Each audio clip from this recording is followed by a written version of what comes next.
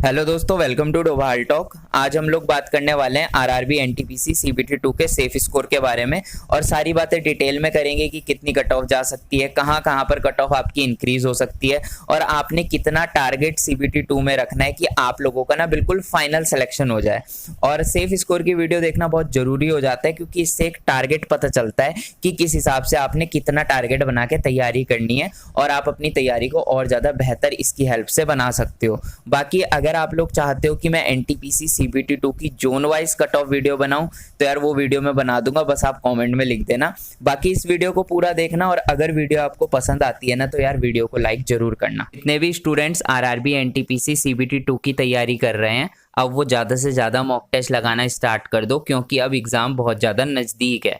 Text book ने भी आप लोगों के लिए बहुत सारे मॉक टेस्ट अपडेट कर दिए हैं। टेक्स्ट बुक में आप लोगों को एनटीपीसी सीबीटी 2 के लिए 276 मॉक टेस्ट मिल जाते हैं जिसमें आपको 45,000 से भी ज़्यादा क्वेश्चन मिल जाते हैं।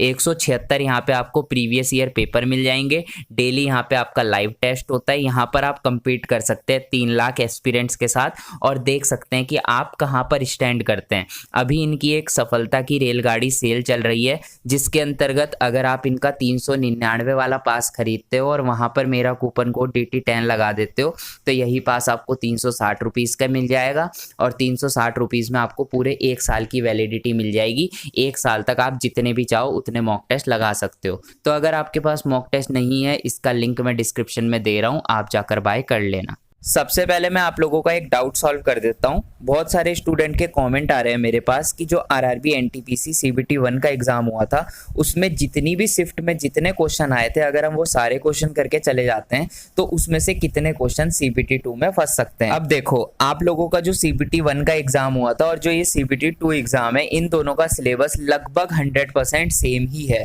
बस नंबर ऑफ क्वेश्चन बढ़ चुके हैं। यहाँ पे मैथ रीजनिंग 35 की हो गई और जीके 50 का हो गया है। बाकी आपका सिलेबस एकदम सेम है। तो यहाँ पर उम्मीद बन जाती है कि अगर आप एनटीपीसी सीबीटी 1 के सारे क्वेश्चन करके जाते हो हर एक शिफ्ट के तो यहाँ पर आपका 40 से 50% पेपर वैसा का वैसा फंस सकता है और फंसेगा भी। आप देख लेना क्योंकि मैथ के कॉन्सेप्ट वही हैं, रीजनिंग के कॉन्सेप्ट वही हैं, ठीक है। फिर बात आती है आपकी जीके में भी थ्योरी वही हो जाती है। बस होगा क्या, ये लोग ना उसी टॉपिक से क्वेश्चन उठा लेंगे जिस टॉपिक से इन्होंने सीबीटी 1 में उठाया था, बस क्वेश्चन बदल जाएगा। या फिर मैथ से वैसा का वैसा क्वेश्चन उठा लेंगे जो सीबीटी 1 में आया था, उसका डेटा बदल जाएगा। तो ये इस तरीके से ना थोड़े बहुत क्वेश्चन को घुमा देंगे और थोड़े बहुत क्वेश्चन सीबीटी 1 से ही रिपीट कर देंगे।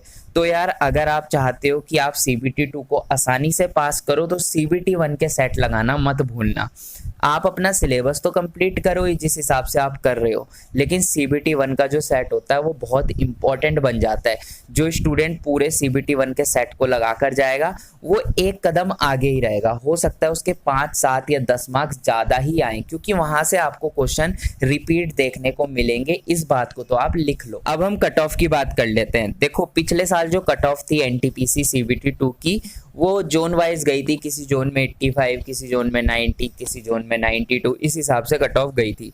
अब ये जो कट ऑफ गई थी ना, ये कट ऑफ गई थी नॉर्मलाइजेशन होने के बाद। मतलब कि नॉर्मलाइजेशन होने के बाद कट ऑफ जा रही है 92, 95, 97 तक जा रही है, लेकिन नॉर्मलाइजेशन के बाद। अब अगर आप उतने ही नंबर नॉर्मलाइजेशन से पहले ले आते हो, मतलब कि पिछले साल अगर 92 कट ऑफ गई थी और आप 92 रो मार्क्स लेकर इस बार आ जाते हो तो इस बार आपका सिलेक्शन होने से कोई रोक नहीं पाएगा। तो मैं आप लोगों को कहूँगा कि आप अपने हिसाब से जो सेफ स्कोर मान के चलो और जो टारगेट आप लोग रखो वो आप लोग रखो 90 प्लस का। आपकी कोई सा भी जोन हो, कोई सी भी कैटेगरी हो, कुछ भी हो, लेकिन आप कोशिश करना कि 90 से कम आपके मार्क्स ना आए क्योंकि अगर 90 से कम मार्क्स आते हैं ना तो आपको आगे जाके दिक्कत हो सकती है। अब अगर आपके मार्क्स 85 आते हैं, मान लो 85 आए और आप सीबीटी 2 को क्वालिफाई कर गए, इसके बाद आपकी टाइपिंग हुई या साइको टेस्ट हुआ या आगे का जो भी प्रोसेस है वो हुआ, उसके बाद आपकी कट ऑफ जब इंक्रीज होगी तो वहां पे आपको दिक्कत हो सकती है। हो सकता है आप सीबीटी 2 तो क्वालिफाई कर दो 85 में, लेकिन यार बाद में जब डीवी के लिए कट ऑफ फिर से बढ़ेगी हो सकता है वहां क्वालिफाई ना कर पाओ। तो अगर आप चाहते हो कि आप फाइनल सिलेक्शन तक पहुंचो, क्योंकि फाइनल सिलेक्शन तक आपको यही एग्जाम पहुंचाएगा। यहाँ पे सीबीटी 2 में जितने नंबर ले आओगे वही आपको फाइनल सिलेक्शन तक ले जाएगा। इसके बाद कहीं भी नंबर बढ़ाने का मौका नहीं मिलेगा।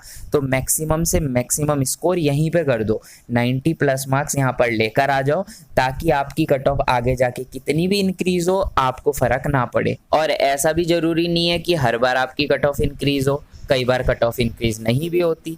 देखो कई बार ऐसा हो जाता है कि किसी जोन में कैंडिडेट्स की कमी पड़ जाती है, टाइपिंग या साइको टेस्ट में या आगे का जो भी प्रोसेस है उसमें, तो वहाँ पे फिर इनको उन्हीं कैंडिडेट्स में से सेलेक्ट करना पड़ता है जो CBT2 को क्वालिफाई किए हैं। तो ये कट ऑफ को कई बार इंक्रीज नहीं भी करते और कई बार इंक्रीज करते हैं तो थोड़ा सा इंक्रीज करते हैं। तो लेकिन आप तो यही मान के चलो ना कि 90% केसेस में तो कट ऑफ इंक्रीज ही होती है। तो फालतू में क्यों रिस्क लेना, कोशिश करो कि 90 प्लस मार्क्स आ जाए, और अगर 90 प्लस मार्क्स आ जाएंगे तो बहुत हाई चांसेस है कि सिलेक्शन हो जाएगा। तो ज़्यादा से ज़्यादा मेहनत करो, 90% स्कोर करने की कोशिश करो, 90% नहीं 90 प्लस मार्क्स स्कोर करने की कोशिश करो। अब 120 का 90% तो 90 से कम हो जाएगा, तो 90% नहीं 90 प्लस मार्क्स स्कोर करो।